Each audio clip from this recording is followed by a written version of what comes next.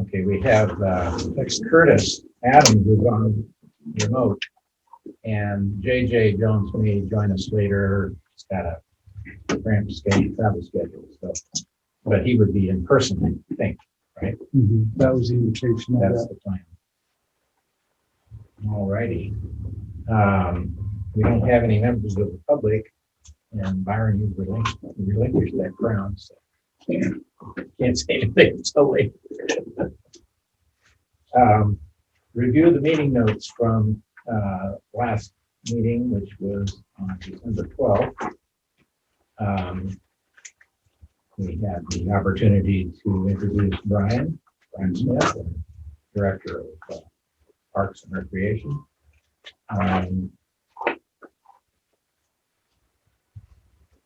Do we have a time yet for under the number 4 on here on the minutes? The January 25th City Council workshop. 2 o'clock. 2 o'clock. And Paul is going to make a presentation of that. Yes. And are we going to get a written copy of the presentation? Anything more than that or? Sure. Yeah. What I wanted to do today is get comments on the draft.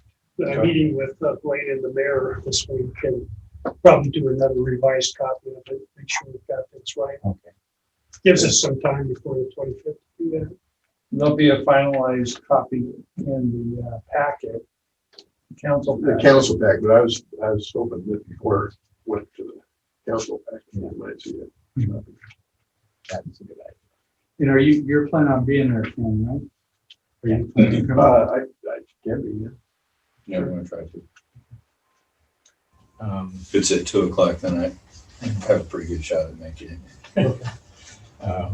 Paul discussed the plan for the business plan for the Mariners Haven Boatyard. That's this Mariners Haven. Let's see, what else did we do? Oh, under general update, Chris, you talked about the new Marina software, and I found out today there's some nuances with the way that system works going forward. Yeah, Want to explain the software change and why Sure. payments are look different? We're switching from literally the memo. It was the Marina program, which the city had used since sometime around 2002, 2003. And it's just a desktop accounting software, marina management thing. So now what we're switching to is Dockway. You're familiar with Dockway, and they're making reservations. They now have a marina management piece, full marina management piece. It's cloud-based, so we'll be able to log into it on the docks, check people in, and do a ton of stuff on the docks. But from the tenant side of things, the big thing is we're finally going to be able to store credit cards and also take American Express, because the city's not taking it, Dockway's taking it. So that'll be really neat. All of the contracts are going to be online. It's just a total full online process. Will that work with the fuel dock as well? It will. At the fuel dock, my vision is that we're not going to be handwriting receipts. We literally bring up the app and just put the amount in. I don't have my phones in my car. I'll show you. It calculates the price, the tax on diesel, and then you select the tenant. So once you use it, once your credit card's stored, like if you were to come to the fuel dock, we would put in the numbers basically for your sale and select you out of the database, and it charges your card and emails you a receipt. Just that quick. And is there an option for doing it the old way? There is an option for paying cash or check still. Well, but if you have a card, it's gonna, but, yeah, Yeah, we can put a different card in. Yeah, okay. Yeah. But Okay. it still goes through the Dockway system. it still goes through the DACA system. yes. Okay, and what about the old way of paying? I always paid through my bank. Well, yeah, that's what I was going to touch on. The Yeah, that is- ACH it's called. Yeah, the ACH, right now the ACH is through City Hall, and DACA is just finishing up that piece. So the ACH will be brought in. We're going to continue doing it the way we're doing it for a month or so while they get their piece fine-tuned, and then we'll bring it in. So, yeah. So I'll be able to do it the same way, going online to my bank and paying. Do you have it set up? Online bill pay. See, ours is set up for automatic. Automatic. Okay. So online bill pay may be a little bit different than what it currently is. You may have to switch to ACH or to a credit card on file, or just give us a call. I've never liked putting my credit cards on file, but just, Yeah, So, it's gonna be kind of There's- interesting. Web pay is gonna be interesting out of the gate too. yeah, so there are a couple of things that are yet to be sort of worked out with this ACH. So just stand by for, I don't know how many people are paying ACH. We have 100 people roughly who pay ACH. So it's, that's ACH. that's automatically taken out From of the bank account. Okay, I don't do that. You can always come to the office like you used No, I to. don't want to do that. Or call us, whatever you want to, however you want to do that. I enjoy coming to the office. Through any through corrections growth, or there is a little additions? change. And this software package is constantly under development. It's a big change from them to go from just the reservation piece to the total marina management piece. And they've had just great reviews in the total management piece. Yeah. But it's I know my wife developing. was dealing with Stephanie today, trying to figure out how ACH was gonna work because just by power usage, there's, small changes from month to month. Yeah. And that's all been accommodated up until now. And hopefully it'll be accommodated in the future. It will be. They actually told me the last meeting I had them, that module is going to be done February 1st, I believe. Oh. But I'm leery to say it's going to be done February 1st because Sure. I've been through some other software Yeah, sure. things that Just February 1st might mean June Just don't 1st. tow our boat away if you don't get it. Yeah, It's not yeah. settled. I can probably auction yours off for a pretty penny. Yeah. I might even bid one. Okay, any corrections or additions to the minutes? Or if not, we'll accept them as submitted. Any objections to that? I move we accept the minutes. Okay, it's been moved, and is there a second? Second. Seconded. That we accept the minutes as submitted. All those in favor, say aye. Aye. Opposed, same sign. Okay. Those are accepted. Marina business plan. Paul, do you have an additional presentation, or you just want to bring us up to speed on anything? Yeah, no, we've got a presentation. Okay. And my goal really was to kind of go over things. It probably packed a little too much information in it, but we've been through quite a bit. You guys can guide me a little bit on what's best for the city. We don't want to overdo it, but we don't want to underdo it either. We've been through quite a bit of material, so. This is the draft of the presentation you're going to do for the city council. Yes. On the 25th. Oh, okay. Yeah, Okay. Gotcha. But that's not part of the back package. the side. Yeah, so, Right, that's what you'd ask, if we could get a copy. yeah, right, yeah. So Paul, if we're gonna do this as kind of a run through for our city council, do you want to go ahead and just run through it and then we'll save our comments to the end, or? I think I'm open to doing it, just commenting on as they come through. And a meeting with Blaine and the mayor in a couple of days, we'll go over one more time, so I'll produce a revised one then. Yeah.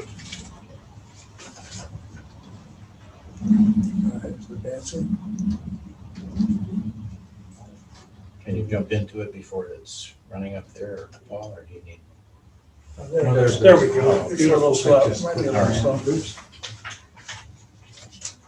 Excellent, okay, so the reason for the study was a request by the Department of Natural Resources that they wanted to have a business plan in order to extend the lease for the water area, the tidelands. So we were retained to do some work, and it included conducting outreach, reviewing marina operations, evaluate the financial performance. Those were critical tasks. Then to develop some options to consider. Really what we consider our role to be is to kind of take the pulse of things and then say, what are your options now? Can you do it the way you've been doing it? You've got to spend a lot of money. How are you going to pay for it? And then to recommend some next steps. So outreach included a meeting with the Marina Advisory Committee and with Marina staff. We also sent a survey out by email to 576 former and current tenants got a 43% response rate. A lot of good comments from people. So That's a pretty incredible response. it's It amazing. is, yeah. Definitely highlight It's that. better than we've had in most of them. We've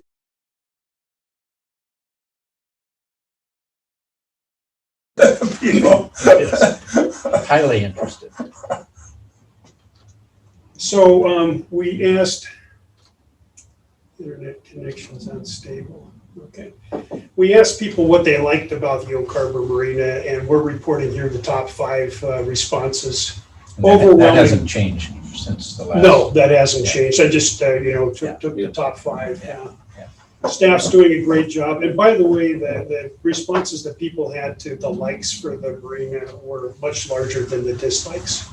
So overwhelmingly, we get the sense that people are happy with what there is. They understand that there have to be some changes made though. So let's come to double-edged sword. Having facilities up there is both a thing that they like about it, like, hey, you're doing a great job with this, and also highlighting it as this is a major need for renovation. And You probably run into this with park stuff all the time. Most of the people seem to like it, or they're afraid that if you fix it, it's gonna cost more. And then there are some that have had a real issue with something like, these emails included people that had small boats and big boats. So we didn't get a lot of dredging comments from the people that have the small boats. Sure. I think that people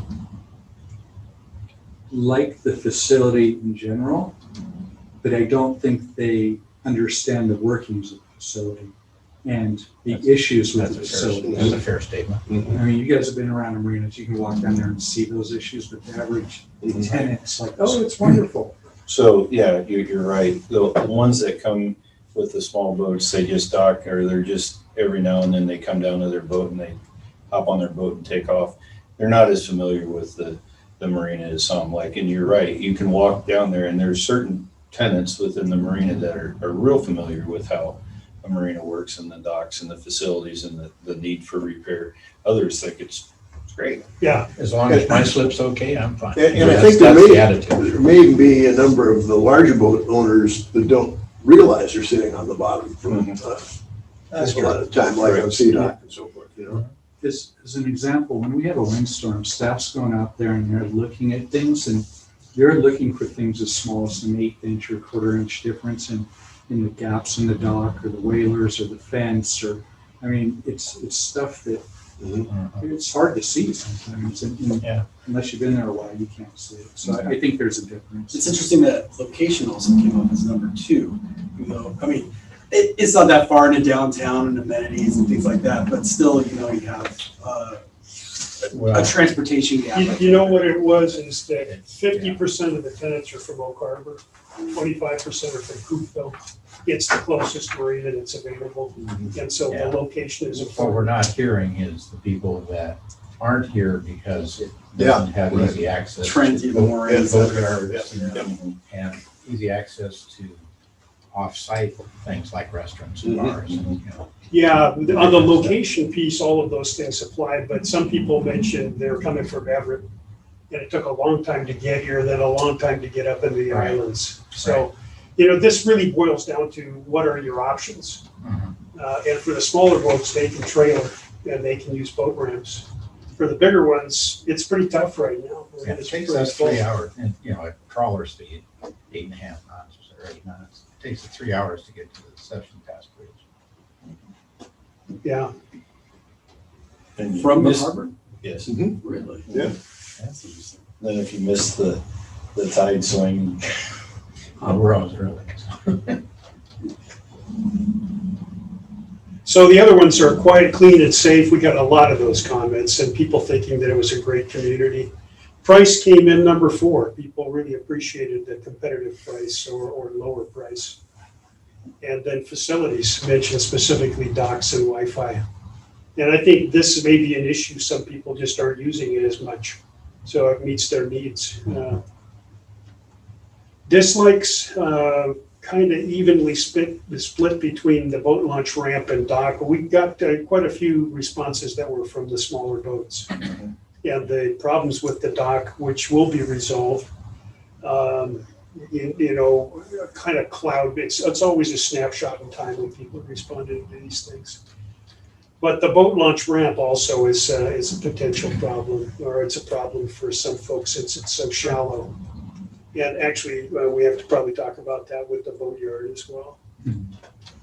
And then it was overall marina rebuild, water depth, and again, with the larger boats, this was a much more serious issue. Lack of stores, amenities, boatyard, and then overall dock condition. Yeah, number three is skewed because we don't have larger boats, or we have very few larger boats. You would have heard, Right, And they're in the deeper parts of the marina. yeah, yeah, you would have heard more. But, what still bothers me is that there's not many people that complain that we can't get hauled out here or a boatyard. I mean, we did hear quite a few folks say that, but it wasn't as many as I. Well, it's 9%, that's not many. Well, that was 9% of the responses we got response, about yeah. disliking, yeah. It did come up, and actually, we're gonna be doing another survey on the Mariners Haven project, so we can ask a little more about that as well. I think people have become accustomed to going elsewhere for bags. Right, We it's hope such they're a, gonna change that. It's a Huh? pain in the neck. hope they we hope to change change it, that. yeah. Yeah. but- For all those small boats too, I mean, they're Well, not. I used to haul out They're not the gonna bottom use it. paint. No, the small boats aren't, but I mean, we still have a fair spattering of larger boats, and it's a real pain to get hauled out if you have a bigger boat. I mean, When I was at 34-foot boat, I did haul out here. When I went to 36, I wouldn't do it here. And they didn't want to do it either. They said, because the boat was heavier. Because of the trailer, Benches, System- yeah, the system. benches were bigger. And they said, yeah, we can do it, but I wouldn't advise. I mean, that was the guy that runs the Right. I haven't done it ever since I had my sailboat on their haul out thing here, and they ran over the control of the hydraulic things with the tractor. And I was sitting right there, I was just waiting for those things to go like this. But they didn't, but they couldn't get my boat off the trailer for about 3 weeks until they got the thing repaired. Yeah, it seems, it's convenient and it's cheap, that the boat Right. Yeah. weight is Yeah. now. The trailer is a little susceptible. Like I'm nervous every time I pull mine out here, and I certainly, like, it needed to have it done last spring or whenever. And since the loss of that dock, I haven't had mine pulled out because I'm not going to use the way they got it set up now. Yeah. And then every place else is booked. Like I tried calling Everett and places, and it's Yeah. hard to get in It there. is. I'm gonna give Paul a tour of the boatyard on Thursday morning. We Excellent. haven't set a time. no, Yeah, either 9 before or after, yeah, 9:30. that'd be great. The other thing that I'm always mindful is that I always pack too much into it because we've talked about a lot of things and I want the council to understand that, but at the same time, it may be too much information. So we have to kind of figure out whether we Get the want I was highlights, yeah. thinking, We're about 15 minutes into this and I've only done 2 slides. yeah, and there, well, this is a tough audience. Yeah, But the number 5 there, the dock condition, when you do the tour, please take your camera with you because, I think the council needs to see Yeah. the floats coming apart, the do concrete you floats have coming photos? apart. Yeah. Maybe we ought to weave some photos. All that kind of Yeah, stuff. absolutely, There's yeah, I some- think that's There's some real, because we've tried to get council people down there to walk the docks with us. Yeah, so the recommendation of Didn't happen. council is gonna be, do the comments at the end, and it just goes faster that way. And then just- Well, it still may be too much though. You Yeah. can help me with Yeah, that. definitely boil down, like if you have some good pictures, Yeah. a lot of these things can just be, hey, Doesn't here's need a lot of the main explanation. themes of what Right, came out of right. here. Yeah, Here's a picture of what we're talking about. Right. And Rust and corrosion, Yeah. concrete. they want to see coming apart. conditions and That kind of know how stuff. much things are going to cost, right? That's well, they're where gonna, their attention's that's going. that's it, yeah. So improvements, the same sorts of issues. It's dock repair, replacement, boat launch ramp and dock, power, water depth. And some saying good as is. Might be good to have some pictures of the electrical boxes on like A or B dock too. Undercover. The other part of this too, that just kind of standing back and thinking, really, DNR is asking you, how much area do you want? And it sounds to me like there may be a case for not even having A and B. and moving everything out along the spine to where the water's deeper. And that, I guess you'll find out more about that when Moffett Nichols done with the dredging analysis. Yes. Mhm. But that may alter Yeah, from their but perspective, how But much without money. dredging, that really doesn't gain you anything going out. Actually, BDOC is, Well, if you were to take the fingers off of BDOC and make that a side tie, there'd be enough space in there for Yeah. 40 footers. The Yeah. pile are the issue though, because they're external versus internal docks. But it is deep there. That area was dredged during the last dredge, but along the dock was not under the. Yeah, right, yeah. But the theory is good, that, moving, it would seem like you could just move out into deeper water, but it's not there. Well, if you did the dredging though and removed the breakwater, I mean, full bore, and you open that up, Oh, it might be easier to maintain that than everything, Yeah, I would agree. Yeah. you know? So, I mean, that's what you need to think about going Mhm. forward. As part of the dredge Kind of the overall study concept. Yeah. is going to be, what can we do to reconfigure? Moving ADOC out between E and F is a potential thing. Just taking fingers off of D and B is a potential thing. So, but they'll know. I'm sure that Paul's going to be involved in that economic piece of it and revenue piece of it as well. So, yeah, we'll talk about it when you're talking about reconfiguring, but really if you move A and B out between E and F, within that space in there, then you lose those big boats that would side tie there now, and you would just move them. So aren't you just switching one for the, like what is the Well, we're gain? talking about water depth. aren't we? The end game would be a big side tie area out there. Yeah, but And we might lose one of those big boat spots. There's 3 out there right now. But you would regain that in gaining the whole, 16 or so big okay, boat spots. And still have a ton of room out there to navigate around. So the key one to me is doesn't need a lot of changes. Please don't make it so fancy that the rates become prohibitive. Mhm. And I think this is sort of an underlying comment that we hear in a lot of marines. Okay, then just really quickly on net boat sales, to take a look at what's happening to the boating market. During the peak before the recession in 2008, we were selling boats right and left. And the interesting thing is that when the recession hit, it took until 2011 before this market bottomed out.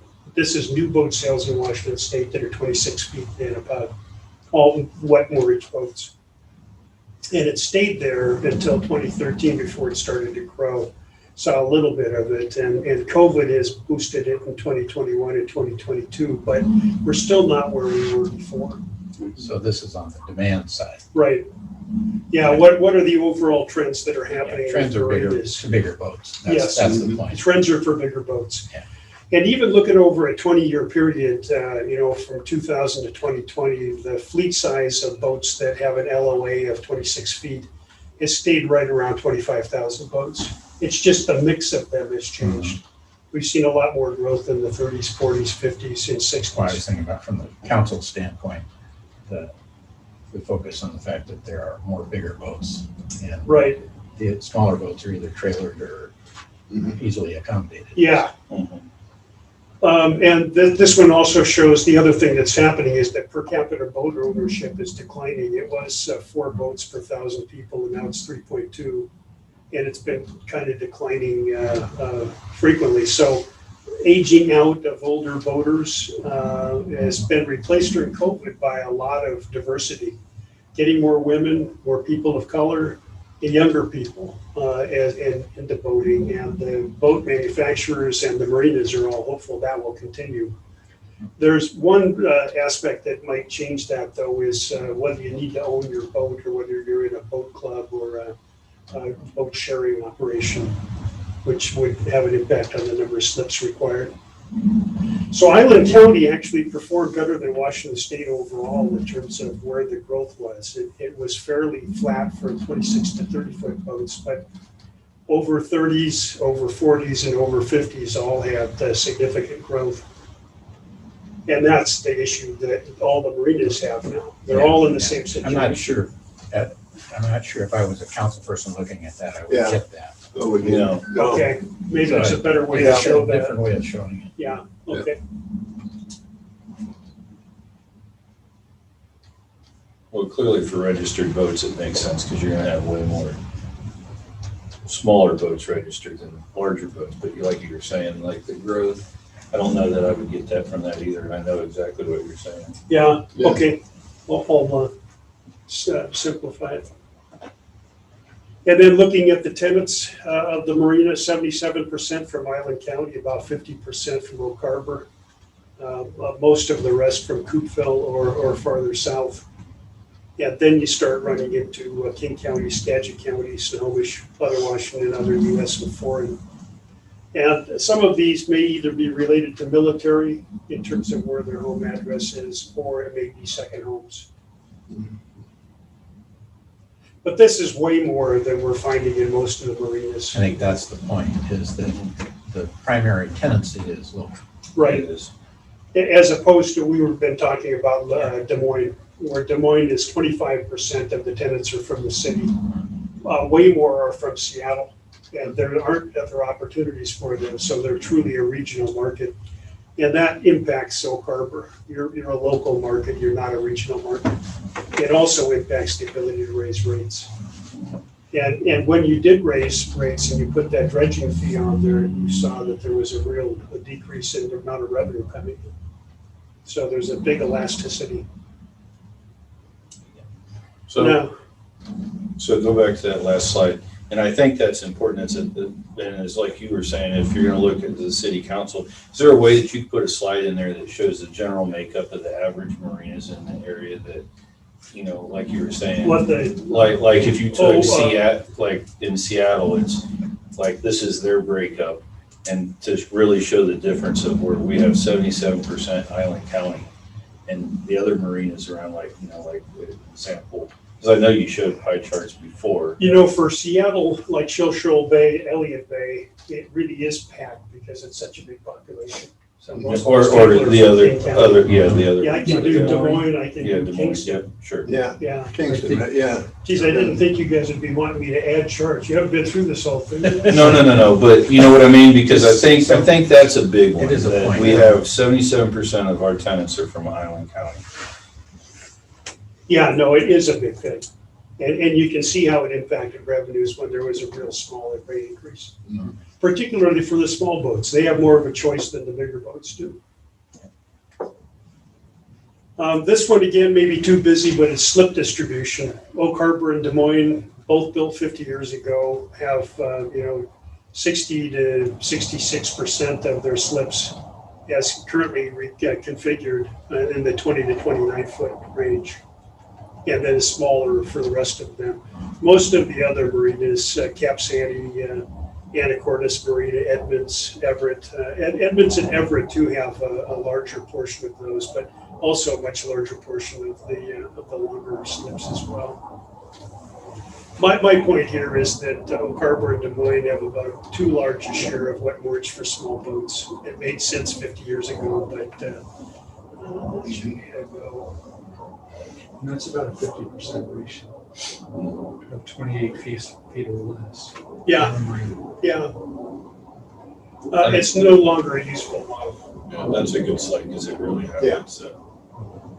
So the question is, what do you do? Whenever we bring this up, the small boaters are going to say, what are you going to do with us? So typically what happens is we start talking about dry stack storage or upland storage, the Anacortes type model. But that requires a lot of land, so it's a lot of balls in the area.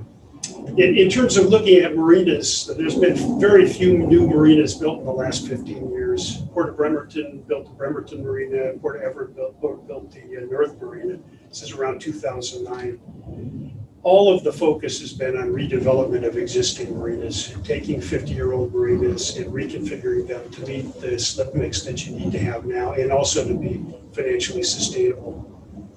And then dry storage, it's the main source of new moorage. There's been more dry storage than anything with the reconfigurations or the new marinas. Well, a lot of that can take place on private land. Yes, It's not DNR land.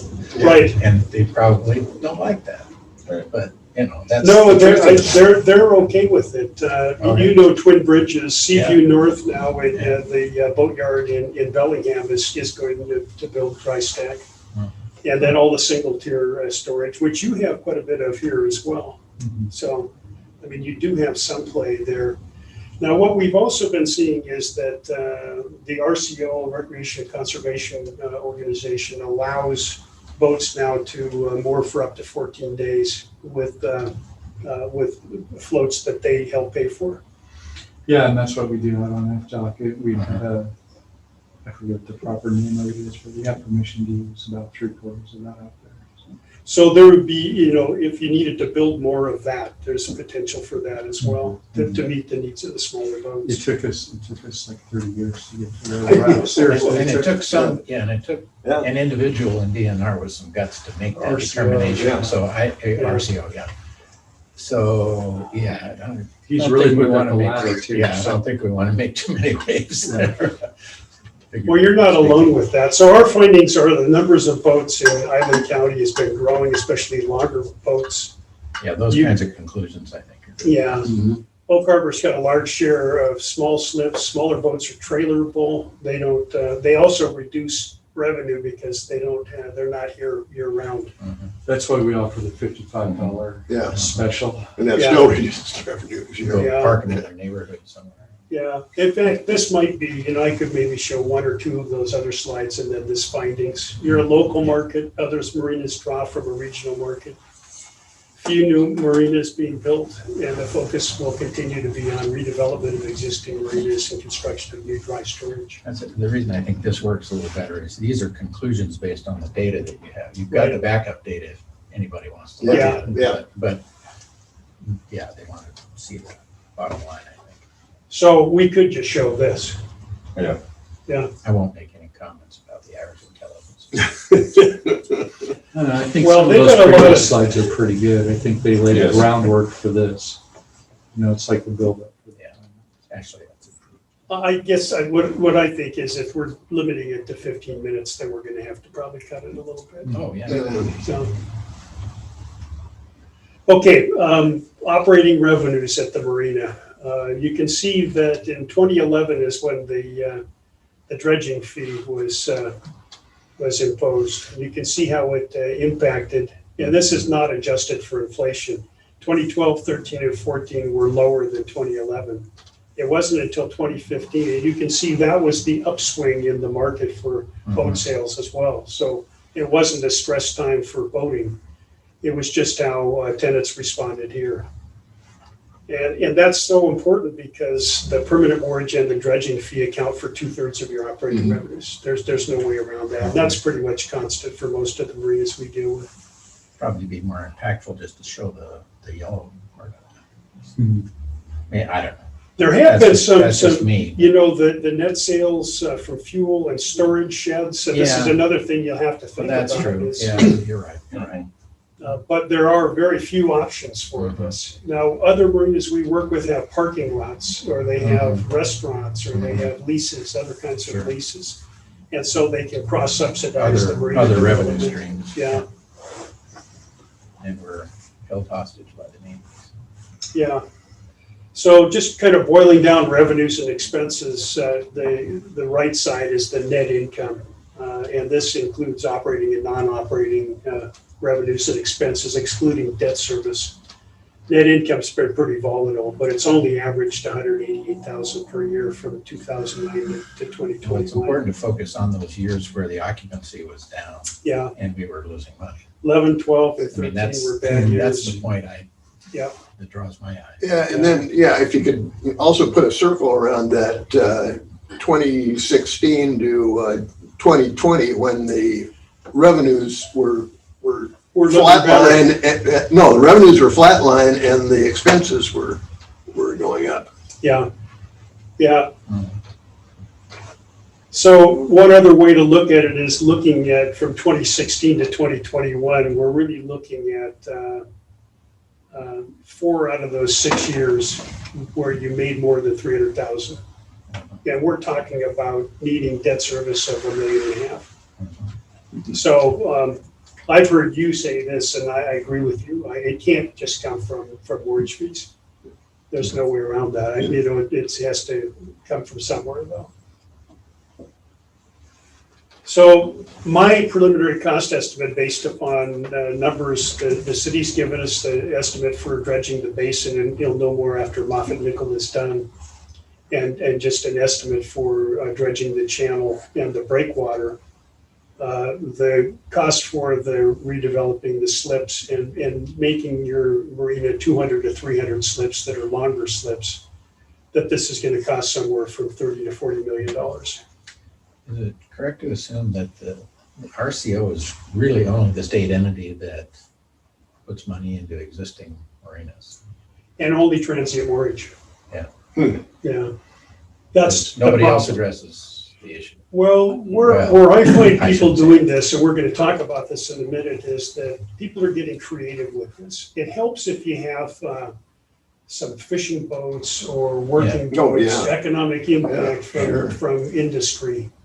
And we But don't then have there's some Well, park we do have a issues few. as well. Oh, Yeah, I you do think have some. Crabbing boats. you need to Yeah. You play- do, and we're gonna look And at. Ryan was mentioning, maybe a deal with Penn Cove and their maintenance. They're going to Everett now, so there may be some other sources that, The shellfish stuff. yeah, Yeah. they've got to take care of their floats every year. Sure. But this is kind of a ballpark estimate now. This is just to do some preliminary work. And this kind of sets up the business plan. It's in kind of terms an of order of magnitude thing. Right. Yeah. We don't know what those numbers are. Right. The Probably gonna redeveloped be cost was based 20% more than that. But anyway. It very well could be. As we were doing the Des Moines project and some other projects we were working on, every 10 days, the suppliers of steel were quoting another bill. So it doesn't look like those numbers have tapered off. And interest rates have got higher too, gone higher as well. So we think that this is going to be $1.5 million to $2 million of net revenue for debt service at 4%, and that may be overly optimistic. And 30-year, which is longer than probably you've done any marina. Yeah, typically more than 20. Yeah, Because saltwater marinas don't last that long. no. Well, this one has lasted. Well, Yeah. we're spending a lot of money that we should have been Yeah, right. banking. One of the most recent things. Yeah, one of the most recent things that's come out is a bill that's coming out now in the state that's saying that any use of plastic for flotation is going to be illegal. Really? Yeah. Really? Oh my God. Yeah, in fact, you guys ought to know about that. That's ludicrous. That's just some wild hair idea. Well, It's just like you can't use bond paint, it's toxic to marine organisms. Yeah. Didn't they just say, for floats? I was gonna say, didn't they just say that we had to repair our dock with plastic instead of wood? Yeah. I think that most plastic floats are made out of HDPE, and it probably has something to do with it because that's an oil-based product. Okay. Whereas the wood that we're buying with trucks, it's massive, Right. but it's not. And it's It's recycled. different. Yeah, to a certain extent. I'll send you this. It's HB 1085, which would ban hard-shelled encased foam-filled dock floats in Washington State. Are you guys finding that at the NMTA? Yeah, NFTA and RBOB both are going to talk on it. Hard case foam filled, so if you Yeah, have that- hard case. We're That's one day all into the, it. This is already New hit, sailing so, floats. Yeah, yeah. it's They're just got air in them. extruded they're plastic foam.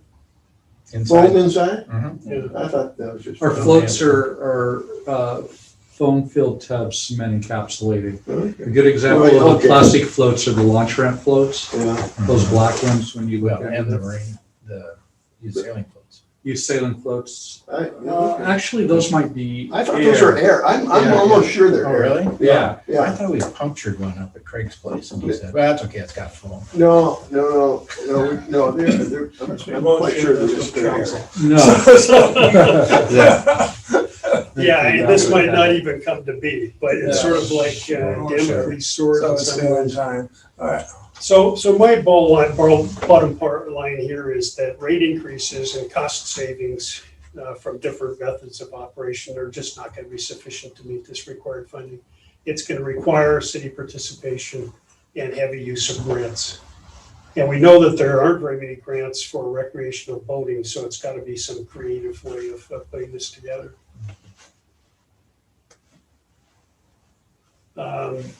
Just looking at Des Moines, and maybe we'll put this in a different place. They're going through redevelopment right now where they're taking all of those 20-foot slips, getting rid of almost all of them and replacing them with 30 to 40 and 50 and 60-foot slips. Within their same enclosure. Right. And they're a lot more constrained than you are in terms of where your water area is and where you can build these. And they're planning dry stack storage to accommodate smaller boats. So they're going to go from 730 slips roughly to around 510 slips. Whenever you do those reconfigurations, the longer slips are beamier, so you get fewer of them in. Do you know how they're financing that renovation?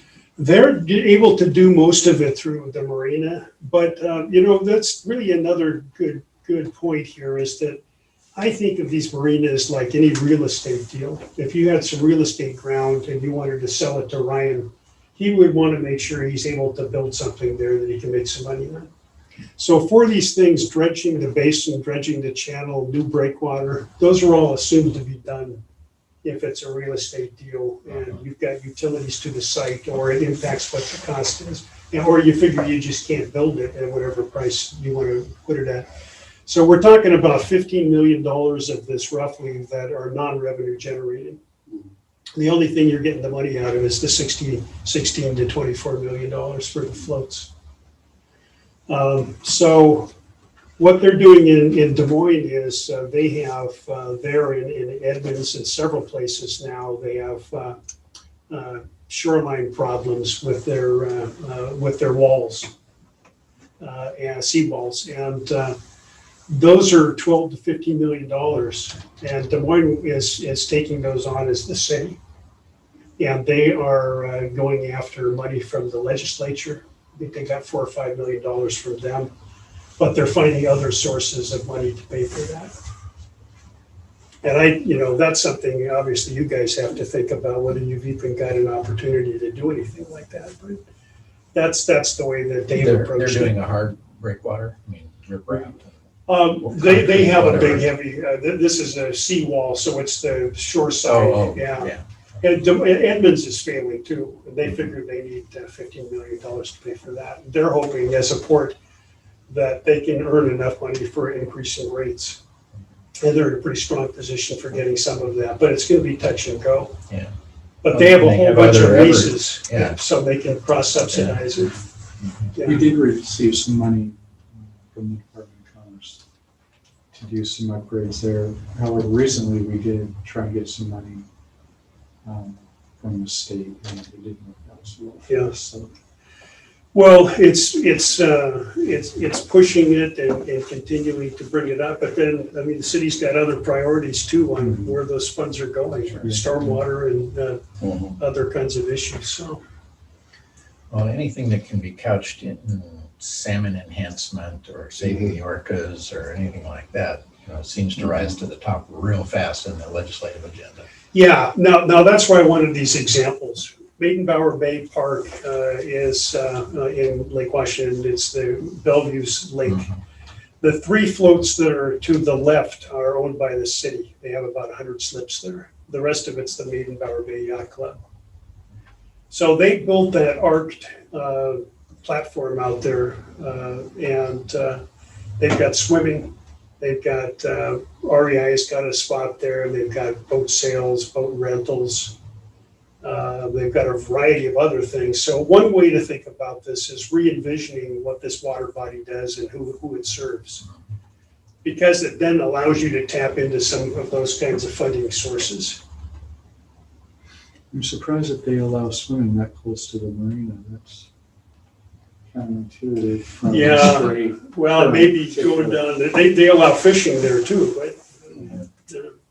Well, inside that curved area, like you would have to, like that curved wall kind of creates a pretty solid barrier between a swimmer. You're talking about electrical? Yeah. Well, it was, that is freshwater too. Yeah, Yeah, you oh, see you're those right. big boats on the end, they're pumping a ton of AC. Yeah, you're right. Guaranteed. Oh, Yeah, yeah, yeah. gotcha, yeah. I think that's a little float they swim out to there. Yeah. In the middle. Yeah. But, you know, Bellevue's just an example, they're looking at taking out the middle float Mhm. and just having two floats, so they'll go down to about 60 slips. Hmm. Actually, I think it's the one on the right that's in line with the main Marina Club floats. Well, there are not a lot of people there that worry about the economics. So. You know, their problem is wouldn't know about- parking. Yeah. And access and all of those kinds of things, which you have as well. So I mean, Yeah, it's, yeah, that's common. you know, if you get a lot more people coming down there, then that's gonna potentially be an issue as well. Port Orchard is a good example of another marina that's about 50 years old. They need to replace their breakwater. It's about $16 million. They got a grant from the RCO. They're trying to look at creative ways to tie into transportation funds, the Kitsap ferry service, the ferry boat overnights at the docks there, at the breakwater, and other economic development. So they've got some pretty creative ways of going after grant sources that really are only tangential to marina development, but there are some opportunities for doing that. You know, I didn't put anything in here about being a port, but cities, I think, also can do harbor plans. And harbor plans are making an opportunity to go after the PIDP, MARAD grants. There's a lot of money in that right now, but it's all job creation. Is that federal? It's federal, yeah. MARAD has it, and so as an example, that's what they're going after in Anacortes for that T-dock rebuild for the commercial fishermen. And the Swinomish tribe got $11 million to redo their area where they moored the boats, and then where Dunlap, Dunlap had that logging operation, they're gonna rebuild that whole area. Oh, on the west They're side. 100% commercial. Yeah, Or- yeah. So I mean, I think this is what it's gonna take, is some real creativity in terms of, you know, how do you leverage what you do have? And you mentioned you do have some fishing boats operating in the area. You gotta figure that out. That T-dock in Anacortes has $15 million of product coming across it each year. Yeah, well, we don't have that. No. Well, but you have some. So I mean, it's a matter of putting It's a those scale. things It's a together scale. and saying that's it. Well, and we, at one time, part of the discussion had to do with this, a float plane service and like mosquito fleet type Right, usage and, you know, what happens if the bridge goes down, you know, yes. that kind of thing. That's still going on. Yeah. You know, I think that Langley is interested in looking at that. And then one of the proposals was a tunnel from Camino Island to to over by Pin Cove somewhere. And yeah, that couldn't cost much. So that kind of resilience and safety and all Yeah. of those have grant packages associated with them. And I think it's gonna take something creative like Yeah. that to. Yeah. Intermodal transportation. Yeah, That RCO $1.2 million, that's the maximum that they do now, right? That's under Yeah. the big grant. I mean, Right. that's the total. So as you think, well, maybe we could do some transient, we have to remember that $1.2 million is the most we get, Yeah, which isn't going to be enough for us. No, And they do not do dredging. No. Only, I think 5% of that, 5 or 8% of the awarded amount could be used for dredging. There's really guidelines and specifications there. so the other model, and you have to tell me, this is my take on this. City of Seattle and City of Tacoma have both done these public-private partnerships. The City of Seattle had Leschi and Lakewood marinas in Lake Washington. That you can see that top photo, they were just completely dilapidated. They were more concerned about the cost of redevelopment, so they entered into a public-private partnership. They put some city funds into it. They got an RCO grant, and the private partner was responsible for the remaining capital costs. Now, this was more on the order of, I think, maybe if you added it all up, maybe $15 million. But there are entities out there, we know a couple of them that are interested in doing these kinds of deals. Then the city gets a percentage of the gross revenues, and they give a long-term lease. And How does DNR deal with that? same thing, it's the same It's a lease. sublease? Their leases are what they call assumable or assignable in the two Assignable. terms. It's the same thing we'll be doing in Mariner Stadium is Well, one thing that the city council may be of interest, maybe you're gonna get to this, I apologize, but is okay, what if we just go out of the business? Just say, look, we're not gonna do this anymore. I didn't include that one Those in here, costs. but we have talked about that. I think it needs to be included in there. I think that's really important. So the thing with this though is kind of like you said, it's like real Poison estate. pill kind of. You don't want to buy a piece of property that you have to do a whole bunch of stuff to it first before you Yeah. can build. Unless there's a And- real big revenue stream associated. with Right, it. and so with our breakwater, our dredging and all the other stuff that you have to do, before you can say, okay, now I'm gonna fix the dock so I can have income coming in, like that's, Mhm. It's kind of we don't have a very segregated. attractive piece of property for, maybe we do, I don't know.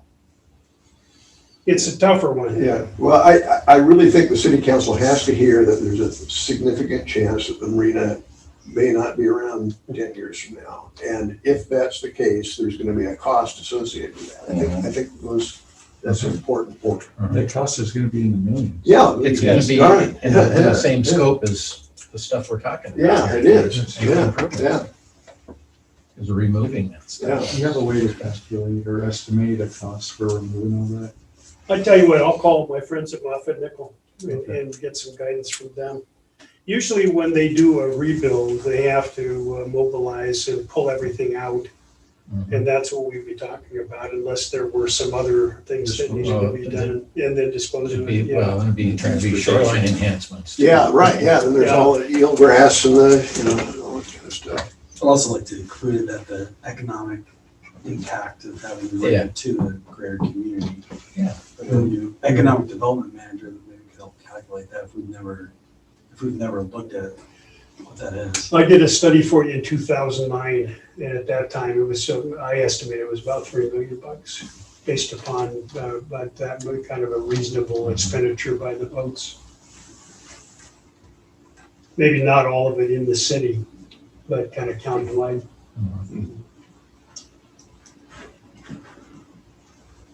So, I see the best options are a larger community harbor plan where you get a complete new vision for the harbor that allows you to provide some services that aren't available here now. More trails, infrastructure, economic development, grant funding related to all of those things. And then looking if it's possible to figure out how to lease some property and generate more revenue. Des Moines has been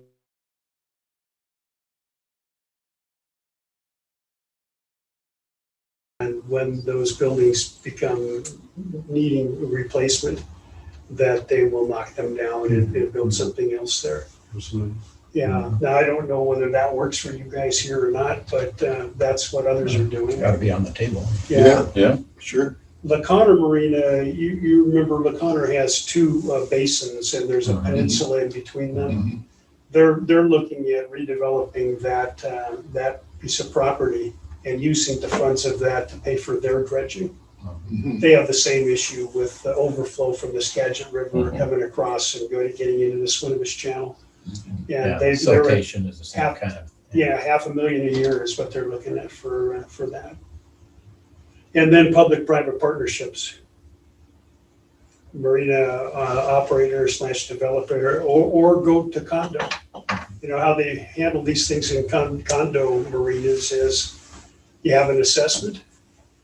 And if you're a member, you pay for your share of whatever the dredging cost is. Like, what do you mean, like to make the slips kind of like Make it a condo, privatize it. It's like the. Lease it. Yeah, by your, the skyline? Skyline. Yeah. Skyline's actually 4 or 5 separate condos associations, but it's the same deal. Okay. When they needed to dredge Skyline, everybody got an assessment. Mhm. And there was a battle between the big boats and the little boats. Mhm. The little boats saying, I don't need the deeper water, and Yeah. they said, no, you're paying anyway. And that's the way it worked.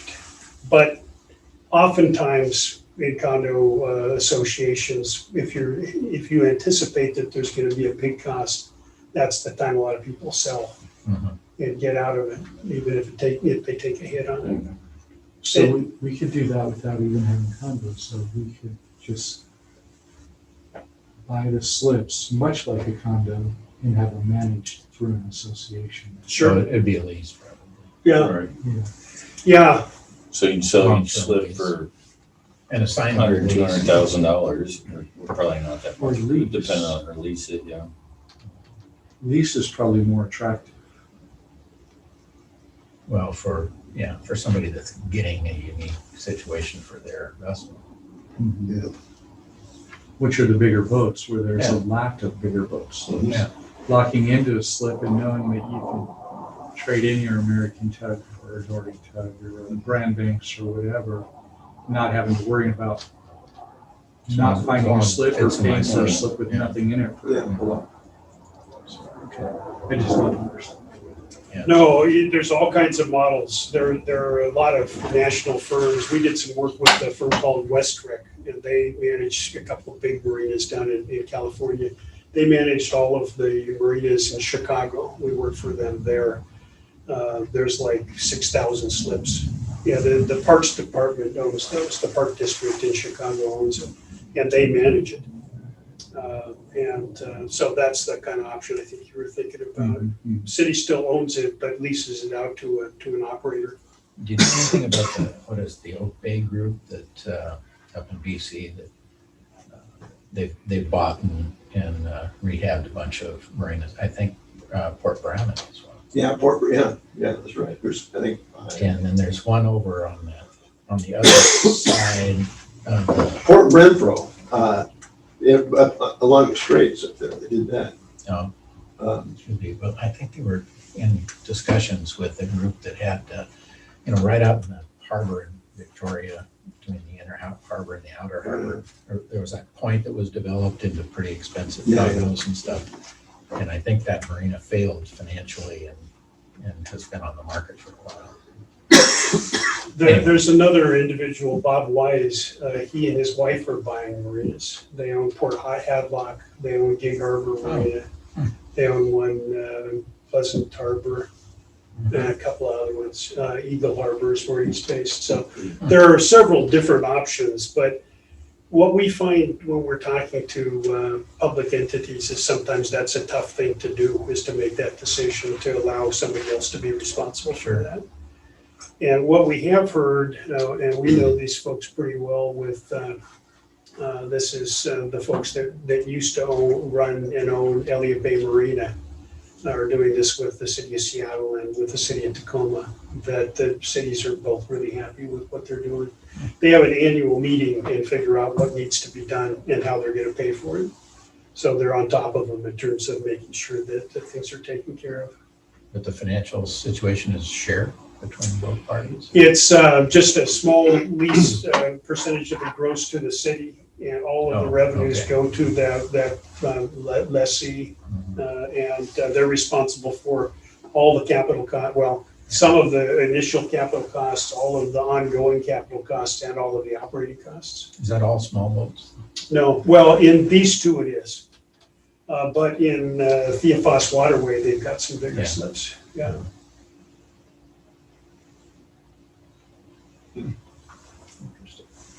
So, in terms of looking at the business plan, you need to do something. You either have to rebuild it in a different way, and my recommendation would be you look at trying to get some other uses in there as well. More trail opportunities, small boats, hand powered craft. So you're back to your other slide, then. Okay, Yeah, you're back to, Sort of an offshoot of that. yeah, kind of an offshoot of all of these. Just some examples of what people are doing right now to deal with the very same problem. yeah, but you had a slide earlier that had the recap. Yeah, there. Yeah, that one. Oop. That one, Yeah. okay. This one. Okay, yeah. That's what we're talking about now. That basically falls into two larger groups of options. If you decide not to operate it yourself. I think showing this slide and then going into a few of the examples you have is good. Just going quick because I don't think that they're fully going to understand this right out of the gate. Right. But showing a few slides of pictures is good. But I think any comparison that you can do to Des Moines is good too, because they all know that Des Moines has a saltwater marina. Right. Yeah, they're a city. Yeah, same size. Yeah. So do we want to bring consideration of the Navy into any of this? Or- I mean, as far as I'm concerned, the key to the long-term future of that entity is to have more real estate. Mm-hmm. And the only more real estate there is Navy. I think it can be mentioned, but I don't know that I would dwell on that because Well, yeah. Yeah, we haven't gotten anywhere in that's there. pretty much it. Yeah. But even the trail system, you can't access now because of the So security level. the The Navy trail can structure be in is, the marina though. Yeah. It doesn't have to be on land. I mean, we can set up some trails and stuff. In fact, during COVID, Elise spent a great deal of time setting up a trail system with signage in the marina. She's a marine biologist, and so she had lots of starfish and fish points and seals and signage. Look over here and you'll see this. Mhm. So his trails can be that as well, right? Sure. Yeah. Well, there is partnership grants with the Navy, and we haven't taken advantage of that, but when we look at the funding, that's what we need to do. Well, They haven't been the best in supporting us, so a lot of those grants that primary, they have to be supportive of it too, and that's been the challenge. In my experience, their primary concern is fencing and security. Security, yeah. And, and that has to be addressed. It's the Navy base. They're protecting the exchange and the commissary from the communists. When we So far, they're doing a good job. There's been no takeover. there's other stuff over there. Well, yeah. But So those already have gates on them already. yeah, so the structure of the Navy has changed a little bit. At one point in time, the Yeah. base See, CO yeah, we could say, okay, hey, we'll open up that trail out to the end of Baylor Point for you. And he had that. Now it's moved down to the region, and the regional commander is in charge of everything from Bremerton to Everett to all the way up here. And once it went to the region, it's really hard to get that regional commander to give up any real estate or open up anything. Yeah, that gate was totally open all the time. Gerald Davis was here. That access conflict came up in a couple of surveys too. Waiting for. Oh, man, Traffic, yeah, that's a pain. That could, yeah, that's the street coming into Yeah. there, and Well, we'll have the a- gate, So so. update that touches on that area a little bit later. But the base XO is, Yeah. it has a boat out there that connects us, so, Mhm. I mean, he's certainly He's got waited a in vested line interest before. in the marine and how it does, but like, he's just, his hands are tight because it's what falls with the region now. He's very quiet in the marina too. Just, I want to enjoy my boat, separating his work from the float. Yeah, he's got enough to deal with it. So listen, here's what I'd recommend. I'll have a meeting with Blaine and the mayor, revise the slides, kind of boil them down a little bit. I think it's just gonna take too long to do this and get into too many cul-de-sacs. We can't hit the key points. And then And the conclusions. have you guys For review it again. recommendations or something. We've got time. We need to get this in the mailer for the 12th though, right? Well, what we can do is we can put in the agenda summary, Bill. And we don't necessarily have to put this in, I don't think. Okay. And that was something I was going to talk to you guys about. Do we want to put this in and strike a lot of questions right out of the gate? Yeah. You talking about in the workshop agenda? Well, you just get them at the end, go through your presentation and save all the questions at the end. So then we would need to finalize this by Thursday, maybe Friday at the latest. So Thursday's the 12th. So when's the agenda for the workshop created? Is it a workshop meeting or is it a council? It's a meeting? workshop meeting, Okay. but we have to have the It's a agenda Wednesday, package stuff isn't in by the 12th, which Oh, is just okay. this Thursday. Might be able to push it to Friday. Yeah, we can push it a little bit. And I think, like you said, that's your big key is save all questions till the end, because you'll answer a lot of them, and then they You won't, don't have to. they won't have the like us. opportunity to derail it. That's the normal operating method. You'll just go through your presentation. They won't. And then can we see a copy of the final, what you're gonna say before that goes to the workshop? Well, this is the draft, so we'll, Yeah. But yeah, I mean, but the presentation to the council, or the workshop Yeah. of the council. Yeah. Workshop of the council. Is that the end of the presentation? That's it. Recommendations. Oh, the footnote. You already asterisk is You already the- boiled it down a lot, because there was a lot, in Yeah. the 4 presentations, you provided a lot more stuff already, so, Yeah. okay. And I'm also doing a report that kind of summarizes all of that, so you'll have all of that Well, and the material. council needs to understand that we've been involved in this process. This group has been involved in this process, and yeah, we're reviewing the data, asking the questions and that sort of thing. Yeah, in the agenda bill, I did put that you guys have seen it 4 times. This is the 4th time now. so. and Paul, I'd like to reinforce that you talk to that if you can get some information from Moffett Nichols about the costs of. How- So, based on our agenda, let's move along to Marine advisory comments. And we talked before we were officially underway, we talked a little bit about the new software issue that we're dealing with, going through doc law and all that sort of thing. If there are any questions about that, this would be the time to raise it. Otherwise, we'll move on to something else. In the general update, I'll just mention that, it's interesting, timing is everything. Byron's been, and we've been talking as a committee for a long, long time about changing the staging area for parade events and so forth in the area that essentially closes off our access to the marina. And that's since been resolved, which is wonderful. We appreciate that. I would say we're working to resolve it. Well, the last few of them, and it could, just because the numbers of people that show up for the parades are down because of COVID, who knows, has worked out great. Like, we've been able to get to the marina and the parking and.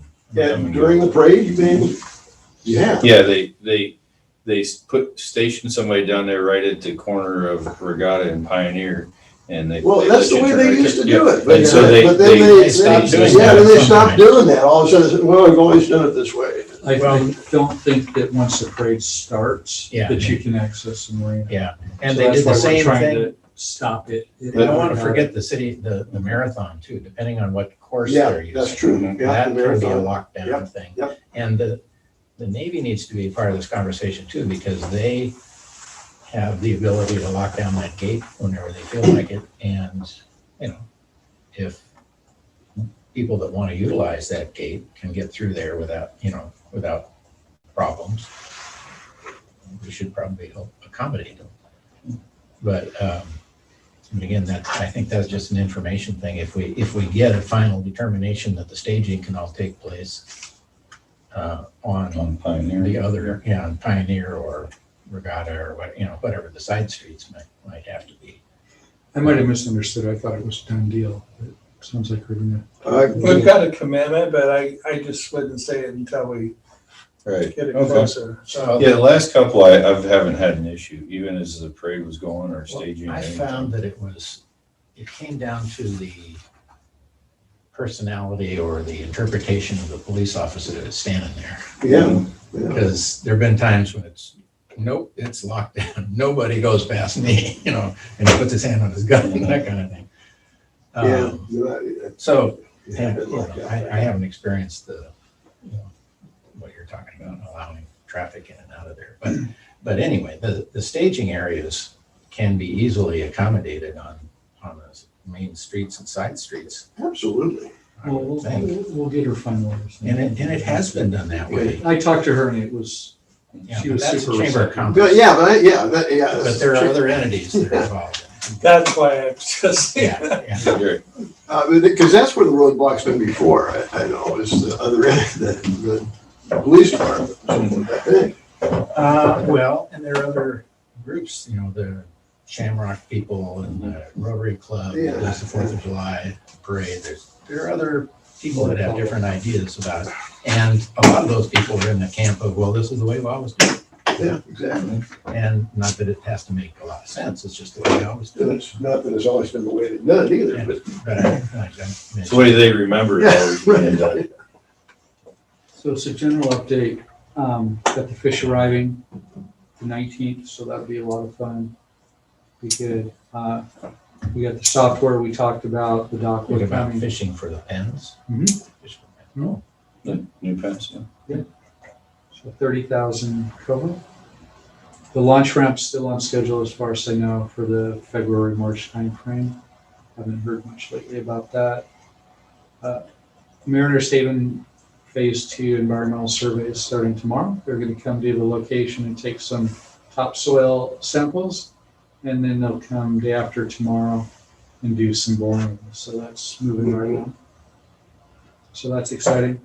And then for next month's meeting, I know this won't solve the problem, but we have to talk about rates at some point and get those figured Yeah, out. So Because we have a programmed rate increase. we for don't dredging. have anything programmed Well, except for yeah, the dredge We have fee. numbers Yeah, for the dredge fee, which is about a 28 cent per foot. yeah, it's gonna go from 131 to $1.60. So Yeah. about 29 cents. And so that part of it is pretty much That's not. programmed. Yeah. But the next item would be, do we look at, typically we've done a cost of living like a 3% or something like that. Mhm. General increase. So Yeah. that's gonna be the focus. But you didn't put your rate thing in the previous talking about here, how we're just way behind on our 80% plan is basically a 60% plan. Right. So Right. I was thinking out of the box is I spent a little time looking around marinas today. A lot of them don't offer annual contracts anymore unless you're paying a full year in advance. The annual contract is a 6 or 7% savings on top of the targeted 80% saving Yeah, yeah. amount. So do we want to do that anymore? I mean, we have to look at the annual contracts. What do we want to do with the small boat contract? We've been at $55 for 5-6 years now. What's our That target rate? includes the trailer storage Yeah. along the fence. Right, they get a lot for that $55. What is 80% appropriate? Do we want to move that to 90? Do we want to do an average? So think outside the box. At the next meeting, I'll put some thoughts on paper and some options. But ideally, we will get a rate increase in place in April, no later than May 1st. So that's going to involve the council and all that. It's Right. The process is we make a recommendation to the council considers it and Yes. takes action. So, Yes. so the other thing too with that rate increase, right, when you say we're way behind the other marinas, when you include the dredge fee in the dredge fee, That's like part we of it. don't get it. Like the city doesn't see anything of it, doesn't help maintain that. It kind of does. It's paying for something that was done a while ago. But when you put that all together, then you're much closer to your 80%. no, Doing that. it's already in there now. They did that. When I do the comparisons, I do what the boater pays. So Okay. it's all of those additional charges and fees. The other thing, according to what Paul is saying, is that there's a definite scarcity of larger boat moorage, right? So Yeah. can't we People are on make a waiting case lists for raising our rates more for the larger boats and keeping the smaller boats pretty much the same? Yeah, and one thing you have to look at, and to your point, if you use a small boat contract as an example, that's $55. The dredge fee is about $30 of that, so they're only paying like $11 in Right. mortgage and the rest is tax.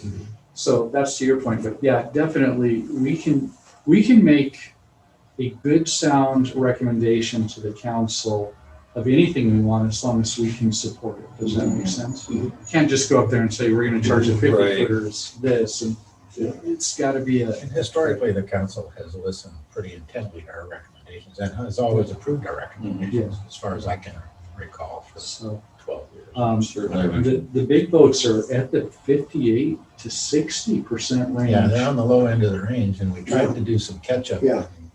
But then the other Yeah. marinas raised it Yeah. and we Yeah. didn't, so Yeah. that was our challenge.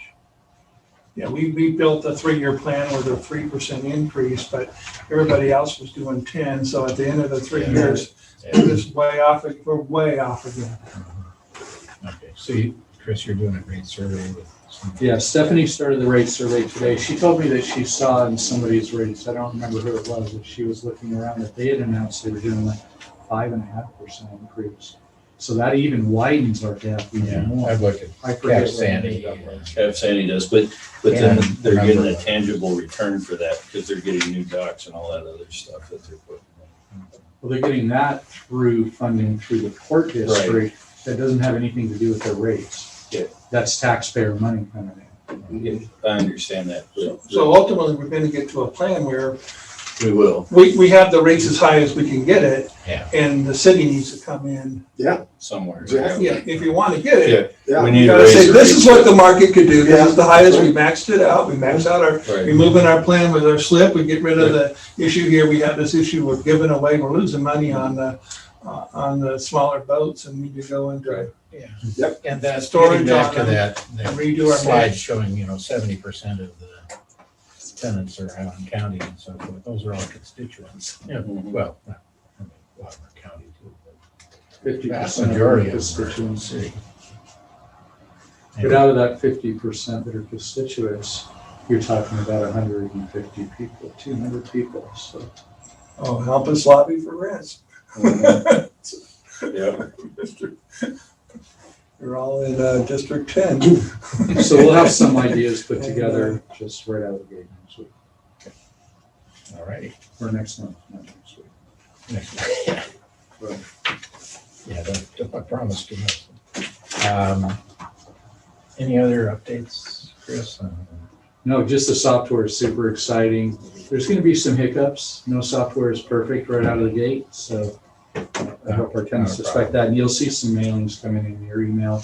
Our plan is to bring that into the Marina on the 23rd, run it side by side. We'll have some announcements about people can log in, put their credit cards in. Just a suggestion, but you might prep Stephanie for, as these hiccups come up and people ask those kinds of questions, like my wife did today.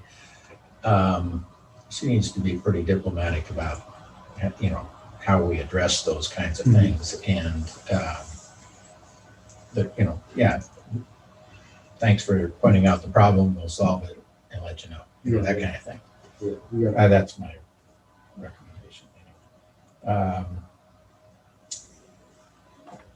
Any additional comments from the Marina Advisory Committee? Anybody feel like they haven't been heard? Curtis, do you have any comments? I was wondering, because I was unable to participate last week, how I see the recording last month, how I see the recording from last month's meeting. I actually tried to get that to you and that didn't go so well. I think it got destroyed actually. So I'm trying to research that and. Work when I with have a Sabrina, moment, she's yeah. found some other ones, we've had that issue with other committees, and she's found. Well, Curtis, just as a general rule, we typically have in the past, done audio recordings of these meetings only. And then Chris uses it for developing the minutes. And then once the minutes are created, the tape goes away. Yeah. Well, If they under wanna new start, laws, yeah. under new laws, we're supposed to have them available, Oh, audio. So we are public moving, disclosure. yes, we are moving into that where they're available, Oh, so. okay. That's the growth, the goal of the committee, and maybe Sabrina can find it on the back end of New Central. She's found some Okay. other ones that way. That would be good. More to follow on that one, okay, Curtis? Yes, thank you. And in looking at all these different marinas and reflecting on our marina versus the other marinas, I thought that despite the fact that Pleasant Harbor has private ownership, its remote nature and local use might be more in keeping with Oak Harbor. Oh, that's a good point. There aren't really any residential areas nearby. I drive by there a few times a year. Where's that? It's along Hood Canal, on the west side of Hood Canal, about halfway down. Oh, yeah, right, yeah. Mhm. Well, I went to that one. It's Friends of ours that did those out there. it's very difficult to get in and out of there. Doesn't have a lot And of there's no parking. parking. Yeah, they told me that. Well, they have 12 parking spaces Yeah. in that whole place. I'm exaggerating, but it's pretty weird. But yeah, that's a good point for this. Yeah, marinas, if they're well configured and set up, and they'll appeal to boaters will go quite a ways to get the accommodations they want. So that's an argument, I guess, for not being bashful about rates. Well, everybody that's attending the marina tries to the marina, so Yeah. they have a car to go to the store or whatever. Mhm. And the yacht club said they want to go up to this. It's a club for the yacht club. Yeah, speaking of, turnover in people, years ago, we made some attempts to get Island Transit involved in trips, at least on weekends, from the marina to grocery stores. And most maritime communities do this, and have a lot of experience with those kinds of things. Because we're not very handy, and I think the retailers are missing a business opportunity. But at some point, we need to address that as well. Again, with Island Transit, I'll do that. I know the fellow that runs Island Transit now, and he was not the lead person years ago when we were talking to him. The biggest hurdle at that time was they would not compete with other forms of transit, like Right. cabs and so forth, and Uber and whatever, which really isn't a viable option in this community. So Main Street did some LTAC trains requesting that too, but it doesn't bring in a lot of overnight stay, so. Well, in connection with the marina, if people come in, stay overnight, and know that they can get to and from a restaurant or grocery store, it's a package. But not in hotels. Well, No, not in Yeah, hotels. hotels. Well, yeah, it's the LTAC. Yeah, so for example, last year, because Anacortes tore their bowling alley down, Swinomish Yacht Club always went to Anacortes for their shakedown cruise, because they would do their shakedown cruise, go to the bowling alley and do all that stuff. They tore it down. Oak Harbor still has a bowling alley, so they said, sweet, we're gonna come to Oak Harbor, and then they rented limos because it's cheaper than cabs. But they rented limos, they came up and they used the bowling alley, and they went to a restaurant and came back down. So they were trying to do it this year, but that's what I was asking you about, like, we don't have any available slips for I them. can't remember. Because Todd, But we'll see. That's kind of- Island Transit, Todd, what's his last name? Oh, yeah. Tomorrow. Yeah, I'll talk to him. Even if we do a whole thing, we did that for a while with them. Yeah, but the schedule is a whole lot better for transit. I imagine the transit has issues with the seasonality of ridership. Right. And it would seem to me that if we can get them involved when we have peaks in transient moorage, that would make sense. Yeah, I agree. Yeah, it would be probably a summer only. Summer Summer only, only, yeah, for sure. All right, we'll see what they have to say about it. And I'll bring that to a future meeting. Mr. Chair, just a real quick update on so not directly affecting the marina per se, but we are meeting with the state on Wednesday to look at erosion protection of the shoreline, mostly around windjammer. Just for erosion mitigation, we have another key tide events in the week of the 23rd. And we already have about 6 inches scoured underneath the pathway there. So just so we don't lose that pathway, putting some sandbags and stuff. we will discuss with them options and possibilities for either armoring or some kind of long-term protection there. I know that the concern with doing something like that is always a transfer of that energy, down the shoreline. The state directed me to a tidal forecasting model that NOAA did with Washington University, the University of Washington, and it had a forecast of 4 inches to a foot of sea level elevation over the next 30 years. Something that we'll want to think about as we make improvements to the docks. Oh, yeah. Plan for that. Piling differential. height and stuff like that. Those are things that we need to. We had about 2 feet on the last king tide. Right? Yeah. So we'll be safe for a while. There is definitely. If it was happening faster, we would have this tragic. This last king tide happened, it was a 972 millibar low right at high tide, which Yeah, that's pretty a huge unusual. low. it is. It's a big tide, so that it made probably And- at least a foot of difference. And And if you get a south. strong wind in there Yeah. too, and we only have 2 foot, then that could do some. Yeah, we saw a couple things we hadn't seen before, like the dock over by Kingston Park. Mhm. The pier was fiercely. Yeah, that was underwater. The dock Did it came survive? off the pylons. Yeah. Yeah. Yeah, we opened late last year because of damage. Yeah, Cornet, they had water over their road down there. There's water in the Petticoat Road right from my house. Yeah, this is a Oh, I kind of a imagine, yeah. tangential issue, but that is something that is going forward is an issue as far as construction and reconfiguration of marinas is these tides that we're starting to experience and potentially what we're learning. Just something to be aware of as we talk about. Big warming grants. Tie it in with that, you got money in the garden. We're trying to pull it down. We need more water. And we do both. All right, our next meeting is The 6th. February 6th. Yeah. Last page. February 6th. Okay. No other topics to discuss, we're going to adjourn.